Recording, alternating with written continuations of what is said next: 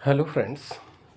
Internet of things के अगले lecture में बढ़ने से पहले हम लोग इलेक्ट्रॉनिक्स पर डिस्कशन करेंगे। इलेक्ट्रॉनिक कंपोनेंट के विषय में जानने की कोशिश करेंगे।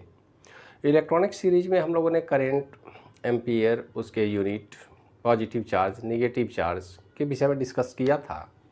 उसी लेक्चर सीरीज को और आगे बढ़ाते हैं जो हमारे आईओटी का भी पार्ट है, और इंटरनेट ऑफ थिंग्स में भी हमको इलेक्ट्रॉनिक्स का बेसिक ज्ञान होना चाहिए। बहुत डिटेल में हम यहाँ नहीं जाएंगे या बहुत सारे क्रिटिकल न्यूमेरिकल जो सब्जेक्ट हैं उस पर हम कंसंट्रेट नहीं करेंगे, क्योंकि हमें इलेक्ट्रॉनिक्स इंजीनियरिंग के विषय में बहुत कुछ जानने की ज़रूरत नहीं है। लेकिन हम उतना डिस्कस ज़रूर करेंगे जो एक सामान्य आदमी को, जो कंप्यूटर में इंटरेस्ट रखता है, जो इलेक्ट्रॉनिक्स में इंटरेस्ट रखता है या इस सिस्टम को समझना चाहता है, उसके लिए कम से कम जितनी जानकारी की ज़रूरत है उस पर हम लोग डिस्कस करेंगे। तो अभी सबसे पहले देखिए, करंट की बात हो गई थी, अब हम डिस्कस करेंगे वोल्टेज। वोल्टेज क्या है? तो वोल्टेज, जिसको हम इलेक्ट्रोमोटिव फोर्स भी बोलते हैं, इसी वोल्टेज को हम लोग पोटेंशियल डिफरेंस भी बोलते हैं। तो चाहे आप पोटेंशियल डिफरेंस बोले, इलेक्ट्रोमोटिव फोर्स बोले या वोल्टेज बोले, ये एक फोर्स है। और ये फोर्स क्या करता है? तो voltage represents the energy required to move a certain amount of charge from one point to another point. देखिए, मान लेते हैं हमारे पास दो पॉइंट है और यहाँ पे मान लेते हैं हमारे पास पॉजिटिव चार्ज है, यहाँ पर निगेटिव चार्ज है। इसको चार्ज लिखने की ज़रूरत नहीं है, हम यहाँ पॉजिटिव या निगेटिव ही लिख लेते हैं। अब इस पॉजिटिव चार्ज को यहाँ से यहाँ अगर मूव करना है तो निश्चित रूप से हमें कुछ फोर्स की ज़रूरत पड़ेगी। विदाउट फोर्स लगाए हम चार्ज को एक जगह से दूसरी जगह मूव नहीं कर सकते हैं, सोर्स ऑफ एनर्जी है। तो इसी को, ये जो चार्ज है उसको हम बोलते हैं वोल्टेज। पोटेंशियल डिफरेंस बोलिए, वोल्टेज बोलिए या इलेक्ट्रोमोटिव फोर्स बोलिए। तो इस इलेक्ट्रोमोटिव फोर्स की आवश्यकता क्यों है और हम क्यों इसका इस्तेमाल करेंगे अपने सर्किट में, उस पर डिस्कस करेंगे। लेकिन सबसे पहले उसका एक सिंपल सा formula, V equal to energy by charge. अब इन तीनों के यूनिट की बात करें तो वोल्टेज को हम वोल्ट में मेजर करते हैं। हमारे आपके घर में जो पावर आता है 220 वोल्ट का, उसके विषय में आपको अच्छी तरह से जानकारी है। कोई भी बैटरी आप खरीदते हैं तो 3 वोल्ट, या कोई भी इलेक्ट्रॉनिक गैजेट आप खरीदते हैं तो आप देखेंगे उसमें एक निश्चित वोल्टेज का पावर सोर्स की ज़रूरत होगी। बैटरी हम लगाते हैं तो बैटरी सबसे आसान पावर सोर्स है, एनर्जी सोर्स है किसी भी इलेक्ट्रॉनिक सिस्टम का। तो आगे यहाँ पर हमने लिखा है कि battery is a typical energy source. तो ये एनर्जी सोर्स क्या है? ये पावर प्रोवाइड करता है किसी भी सर्किट को ऑपरेट होने में, एक्टिवेट करने में। तो इस वोल्टेज, इलेक्ट्रोमोटिव फोर्स या पोटेंशियल डिफरेंस की अगर हम बात करें तो देखिए, अब दो पॉजिटिव, अब सपोज मानिए कैसे हम समझेंगे इसको। तो हमारे पास एक बैटरी है और दो प्लेट हम लेते हैं। जैसे ये प्लेट A है, ये प्लेट है हमारा B। इन दोनों प्लेट को यहाँ से हम इसको प्लेट A से जोड़ देते हैं और इसको हम प्लेट B में अटैच कर देते हैं।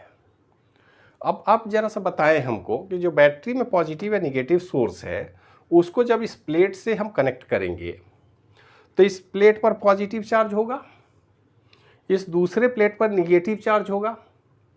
पॉजिटिव चार्ज हम समझ रहे हैं कि लॉस ऑफ इलेक्ट्रॉन, वहाँ पर इलेक्ट्रॉन का अभाव है, और इस प्लेट पर इलेक्ट्रॉन की अधिकता है क्योंकि निगेटिव चार्ज है। इलेक्ट्रॉन जो है निगेटिव चार्ज पार्टिकल है। तो यहाँ निगेटिव चार्ज पार्टिकल की अधिकता है, इसलिए इसको निगेटिव चार्ज बोल रहे हैं। यहाँ पर निगेटिव चार्ज की कमी है। तो ये प्लेट पर पॉजिटिव या निगेटिव चार्ज आ गया जो ही हमने बैटरी से कनेक्ट किया। यहाँ तक में तो कोई दिक्कत नहीं है। लेकिन इस प्लेट, एक इंडिपेंडेंट प्लेट की बात करें, ये न्यूट्रल है, मतलब इस पर अभी कोई चार्ज नहीं है। ऐसे भी किसी भी मटेरियल की बात करें, अगर नेचुरल वे में जो भी मटेरियल है हमारे पास, या कंडक्टर है, इंसुलेटर है, कोई एक प्लेट अगर हम ले लें तो न्यूट्रल है, उसमें तो कोई चार्ज होता नहीं है। जब उसको अगर इसी प्लेट को जब हम पॉजिटिव से जोड़ेंगे तो इस पर पॉजिटिव चार्ज होगा, जब निगेटिव से जोड़ देंगे तो निगेटिव चार्ज होगा, ये तो समझ में आ रही है। लेकिन सामान्य जो प्लेट है जो न्यूट्रल है, मतलब ना ही इसके पास इलेक्ट्रॉन की कमी है ना अधिकता है, बैलेंस्ड है। अभी बैलेंस्ड चार्ज है, बैलेंस्ड चार्ज मतलब जितना किसी भी एटम की अगर हम बात करें तो उसमें प्रोटॉन और इलेक्ट्रॉन बराबर हैं।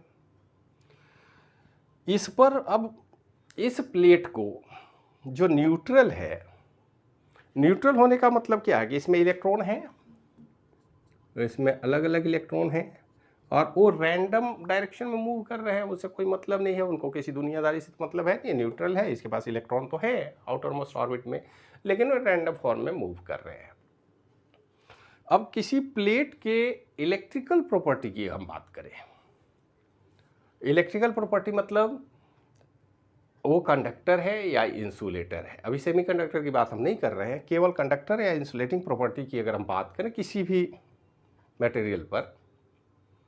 अब सपोज मानिए हमने कोई कंडक्टिंग मटेरियल ही ले लिया है, तो इसमें इलेक्ट्रॉन की बहाव होगी, इलेक्ट्रॉन फ्लो करेगा, लेकिन कब फ्लो करेगा, जब इसको एक्सटर्नल फोर्स दिया जाए। एक्सटर्नल फोर्स मतलब यदि इसको पॉजिटिव से जोड़ेंगे तो इस पर पॉजिटिव का प्रभाव होगा, निगेटिव से जोड़ेंगे तो निगेटिव का प्रभाव होगा। और जब भी इसको हम चार्ज करते हैं किसी बॉडी को पॉजिटिव या निगेटिव से, तो उसके इलेक्ट्रॉन एक निश्चित डायरेक्शन में मूव करने के लिए तैयार हो जाते हैं। लेकिन सवाल ये है कि क्या ये प्योर कंडक्टर है, सुपर कंडक्टर जिसको हम बोलते हैं? तो देखिए, दुनिया में कोई भी पदार्थ सुपर कंडक्टर नहीं है। हाँ, कंडक्टिविटी कम ज़्यादा होती है हर मटेरियल को। एक्चुअल में किसी भी अगर न्यूट्रल मटेरियल की हम बात करें तो उसमें कुछ कंडक्टिविटी है, अगर जितना परसेंटेज कंडक्टिविटी का है उसी आधार पर निगेटिविटी भी है उसमें, मतलब इंसुलेटर की तरह भी बिहेव करता है। हाँ, कंडक्टिव मटेरियल अगर है तो उसकी कंडक्टिविटी ज़्यादा होगी, 80% होगी, 90% होगी, 95% होगी, लेकिन बाकी के 5% तो इंसुलेटर जैसा बिहेव कर रहा हो। इसका मतलब है कि ये जो प्लेट है इस पर एक्सटर्नल फोर्स देके हम इससे इलेक्ट्रॉन को फ्लो करा सकते हैं। अगर इस पदार्थ को हम इस तरह से जोड़े तो इधर से निगेटिव चार्ज पार्टिकल आएगा, इधर से पॉजिटिव चार्ज पार्टिकल आएगा और इस प्लेट पर इलेक्ट्रॉन का कोलिजन होगा।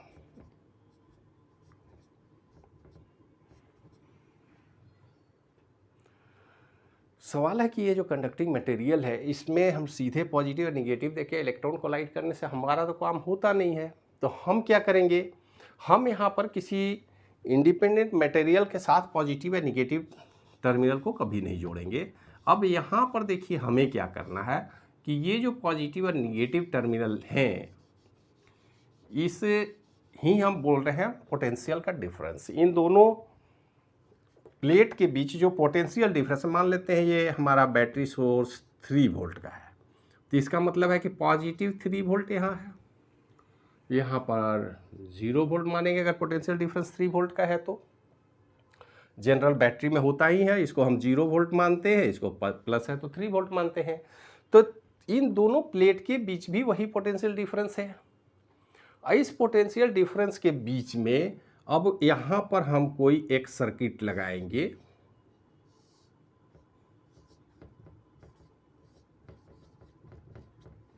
और इस सर्किट को हम पॉजिटिव और निगेटिव चार्ज से पावर देंगे। अब ये जो इलेक्ट्रॉनिक सर्किट है, इस सर्किट को हमने पावर जो दिया यही है पावर सप्लाई। जो पोटेंशियल डिफरेंस हम अप्लाई करते हैं, हम देखेंगे किसी भी इलेक्ट्रॉनिक सर्किट में कि एक निश्चित वोल्टेज के बाद ही ऑपरेट होता हो। अगर बैटरी सफिशिएंट हो तो मोबाइल के लिए नियर अबाउट 5 वोल्ट हम सप्लाई देते हैं, टेलीविज़न सेट के लिए 12 वोल्ट का सप्लाई दिया जाता है, 18 वोल्ट का सप्लाई हम देते हैं। हर इलेक्ट्रॉनिक डिवाइस को कुछ ना कुछ वोल्टेज चाहिए। आप ये हमेशा ध्यान में रखेंगे किसी भी इलेक्ट्रॉनिक कंपोनेंट को लो पावर की ज़रूरत होती है। हम उसको घर के जो एसी हमारे पास सोर्स आता है 220 वोल्ट एसी, उससे भी डायरेक्ट कनेक्ट करते हैं। तो अगर हम ऐसा करते हैं, इसका मतलब है कि जो भी इलेक्ट्रिकल पावर हमारे घर में उपलब्ध है उसको पहले हम डीसी करंट में कन्वर्ट करके, ट्रांसफ़र करके, एडाप्टर उसके लिए डिज़ाइन करते हैं और तब यही पावर हम देते हैं इसको पॉजिटिव और निगेटिव सोर्स के रूप में। जो बैटरी देखेंगे, बैटरी ऑपरेटेड जितने भी डिवाइस है उसमें पॉजिटिव और निगेटिव पॉइंट बने होते हैं, उनके थ्रू हम कनेक्ट करते हैं इस सर्किट को। अब सवाल है कि इलेक्ट्रॉनिक सर्किट क्या है।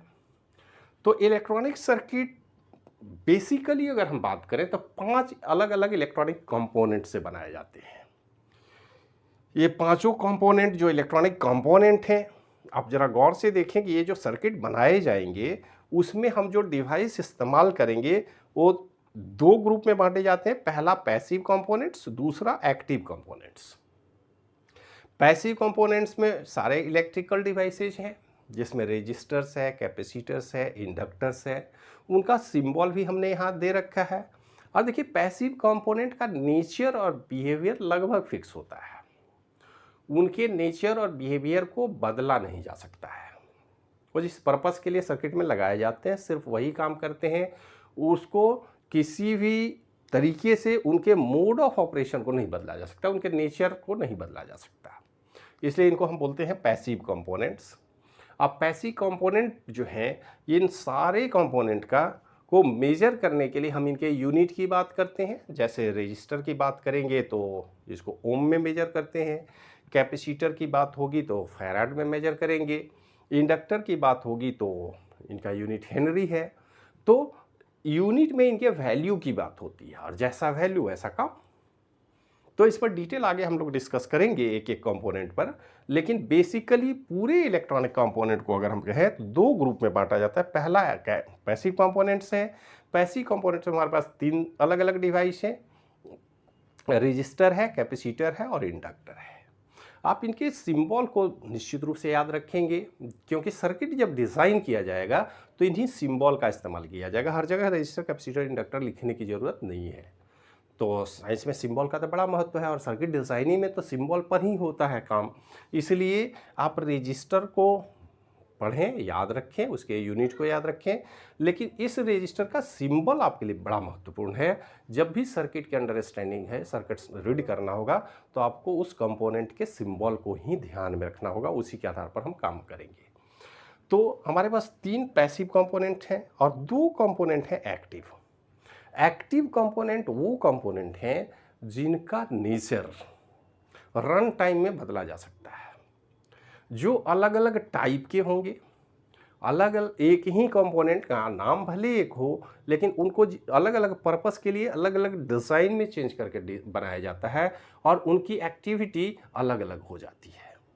मतलब इस कंपोनेंट को, जहाँ तक सिंबल की बात है, आप देखेंगे कि इनका जो सिंबल है उस सिंबल में भी बदलाव सर्किट में मिलेंगे आपको, कुछ ना कुछ चेंज होंगे। क्या चेंज होंगे, कैसे होंगे, कितने टाइप के होते हैं, इस पर डिस्कशन हम करेंगे। लेकिन इनका मेजरमेंट आप यूनिट में नहीं कर सकते। मतलब इनका एक, अगर नाम की बात करें तो यहाँ न्यूमेरिक सिस्टम में हम नाम की बात नहीं करते, इनके नंबर की बात करते हैं। तो चाहे डायोड हो या ट्रांजिस्टर हो, वो हमेशा मार्केट में किसी किसी स्पेसिफिक नंबर से मिलेगा। इनके नंबर की हम बात करते हैं जब भी परचेज करने की बात होगी, यूज करने की बात होगी, सर्किट में लगाना होगा तो एक विशेष नंबर के डायोड या ट्रांजिस्टर की बात करते हैं। क्योंकि इनका कोई यूनिट नहीं है, ये एक्टिव कंपोनेंट है, इनका नेचर अलग है, तो नेचर अलग होगा तो नंबर बदल जाएगा।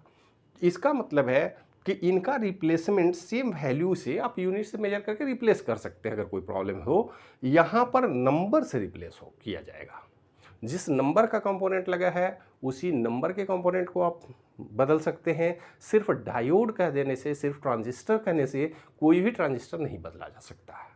इसलिए कि हर ट्रांजिस्टर अगर सेम नंबर ग्रुप का है तब तो कोई बात नहीं है, अगर डिफरेंट नंबर ग्रुप का है तो हो सकता है उनका बिहेवियर, उनका नेचर, उनका पावर, उनकी कैपेसिटी अलग हो।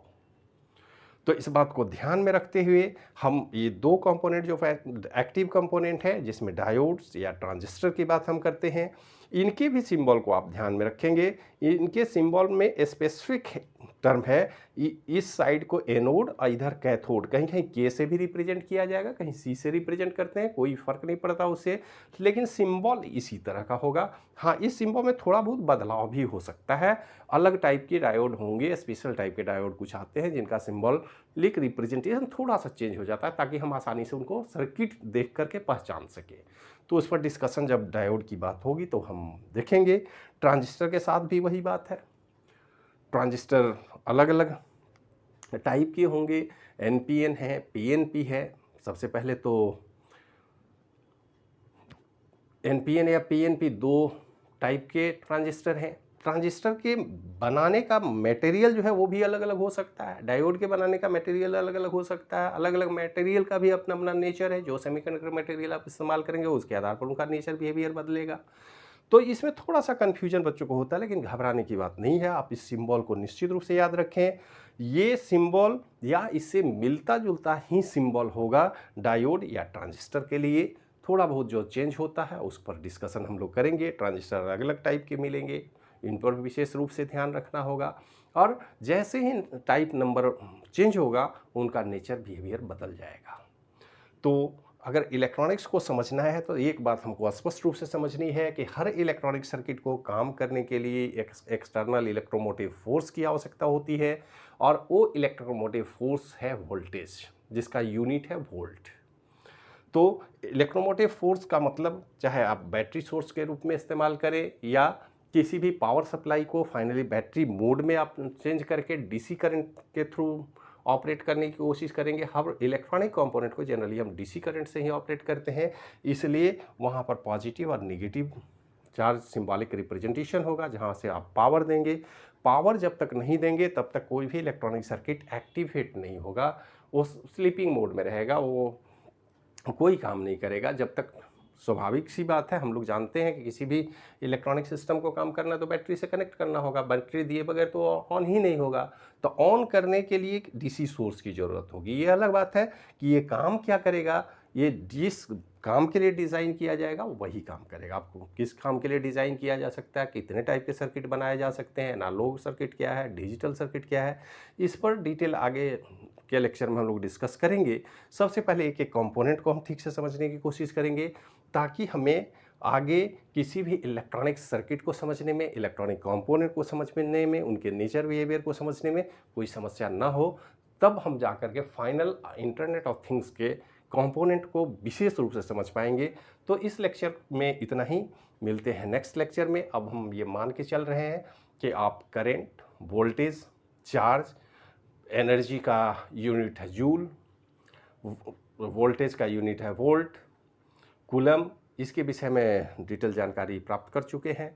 अगर फिर भी कोई दिक्कत है तो ये पहले से इलेक्ट्रॉनिक्स के ग्रुप में हमने बना रखा है वीडियो, उसको एक बार ज़रूर देखेंगे, ताकि इसको आगे बढ़ने में आपको किसी तरह की कोई परेशानी ना हो। फिर भी अगर कोई प्रॉब्लम है तो हम लोग, आप कमेंट में लिखें, हम उसका समाधान जरूर करने की कोशिश करेंगे। जो संभव होगा हम आपको मदद करेंगे। इसलिए पढ़ाई जारी रखें। तब तक के लिए धन्यवाद।